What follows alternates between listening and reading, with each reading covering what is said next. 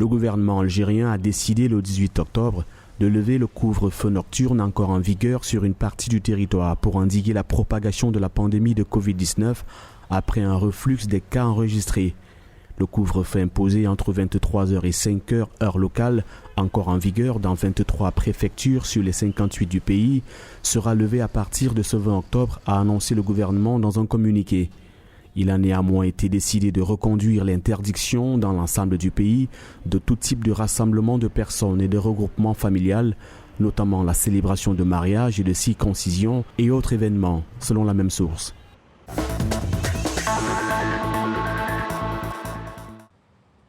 L'Afrique du Sud a rejeté le vaccin anti-Covid russe Sputnik V, annonce l'agence du médicament Safra. L'utilisation du vaccin Sputnik V en Afrique du Sud, où la prévalence et l'incidence du VIH sont élevées, peut augmenter le risque pour les hommes vaccinés de contracter le VIH, a déclaré l'agence dans un communiqué.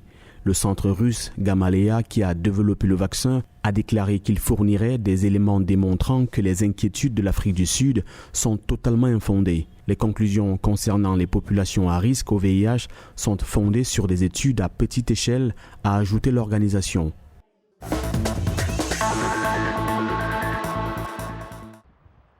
Le gouvernement du Soudan du Sud a annoncé le 17 octobre qu'il projetait de lancer une campagne de dépistage de masse et de mettre en place une vaccination obligatoire afin de contenir la propagation du coronavirus.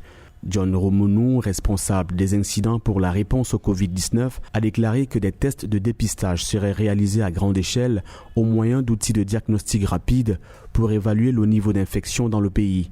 À ce jour, 120 413 doses de vaccins ont été administrées à 35 755 personnes, alors que l'objectif fixé en avril, au début de la campagne de la vaccination, était de 2,4 millions, a indiqué Sacha Bousman, responsable des incidents pour la réponse au Covid-19.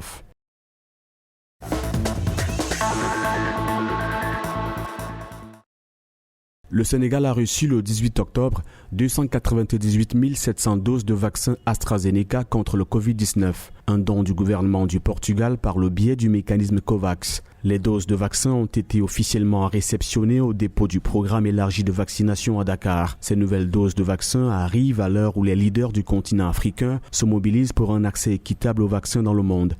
Partout en Afrique, des célébrités et des influenceurs ont signé et partagé une lettre ouverte appelant les dirigeants des pays riches à honorer leur promesse de fournir des doses d'urgence pour l'Afrique.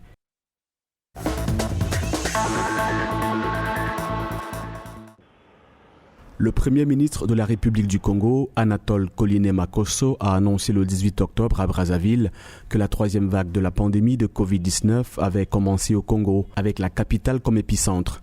Cette nouvelle vague se caractérise par une recrudescence du nombre d'infections, une progression rapide de la maladie, des formes sévères et un nombre élevé de décès, a-t-il noté, ajoutant que la variante Delta, plus contagieuse, alimente en partie la troisième vague.